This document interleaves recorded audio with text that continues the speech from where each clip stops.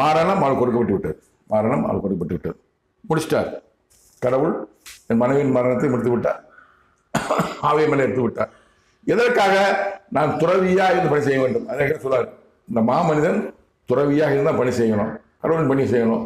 இதை குறித்து நாஸ்டாமஸ் என்னும் பிரெஞ்சு தீர்க்கதரிசி 1553 எழுதியிருக்கிறார். தெரிந்து கொள்ளுங்கள். என் தேவனாய கர்த்தர் கடவுள் என்று சொன்ன தீர்க்கதரிசி அனைத்தும் நிறைவேறி இருக்கிறார். அடுத்த எபிசோடு நான் போட போகிறது கலைஞர் மரணம் அடைவதற்கு முன்பாகவே மரணத்தை குறித்து கூறிய தீர்க்கதரிசனம். மரணம் அடைவதற்கு முன்பாக மரணத்தை குறித்து கூறிய தேவனாய கர்த்தக்கூடிய தீர்க்கதரிசனம் ரெண்டையும் போட்டிருக்கிறேன் நான். அடுத்ததாக நடிகர் விவேக் மரணம் அடைந்த பிறகு மரணத்தை குறித்து என் தேவனாய கர்த்தர் கடவுளுடைய தீர்க்கதரிசனத்தையும் அடுத்த எபிசோடு பார்க்கலாம்.